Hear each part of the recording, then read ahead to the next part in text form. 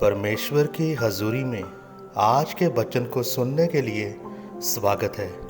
उस महान परमेश्वर के वचन की हजूरी में जिसने समंदर को दो भाग कर दिया, जिसने इजराइलियों को समंदर के बीच में से निकाल दिया, उस महान परमेश्वर के वचन को सुनने के लिए आपका स्वागत है, जिसने दानियल के लिए शेरों के मुंह को बंद कर दिया।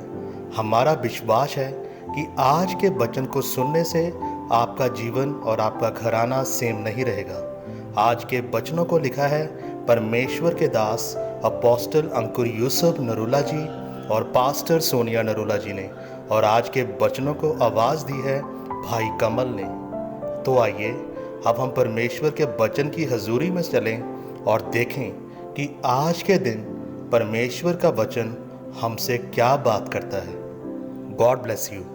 मेरे प्रियो, जैसे कि आज के वचन उत्पत्ति 37 उसकी 2 में लिखा, और याकूब के वंश का वृत्तांत यह है कि यूसुफ 17 वर्ष का होकर भाइयों के संग भेड़ बकरियों को चराता था, और वह लड़का अपने पिता की पत्नी बिल्हा और जिल्पा के पुत्रों के संग रहा करता था और उनकी बुराइयों का समाचार अपने पिता के पास पहुंचाया करता था।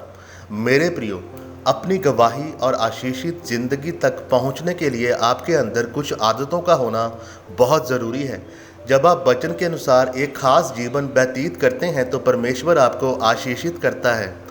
मेरे प्रियो, परमेश्वर हमेशा खास लोगों को चुनकर उन्हें महान बनाता है।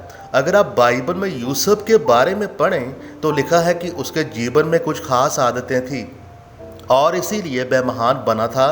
वह अपने आसपास कुछ गलत नहीं देख सकता था। यूसुफ अपने भाइयों की हर गलत बात अपने पिता को बताता था। उसकी यह छोटी सी आदत एक खास आदत बन गई और इस आदत के कारण उसके सभी भाई उससे चिढ़ते थे। इसलिए वह अपने भाइयों के द्वारा बेचा गया और इसीलिए वह मिस्र का प्रधानमंत्री बना।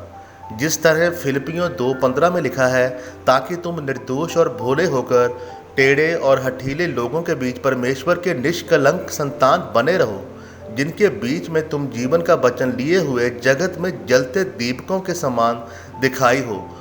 यह संभव नहीं कि आप दुनिया की तरह काम करके परमेश्वर की ज्योति बनकर चमकें।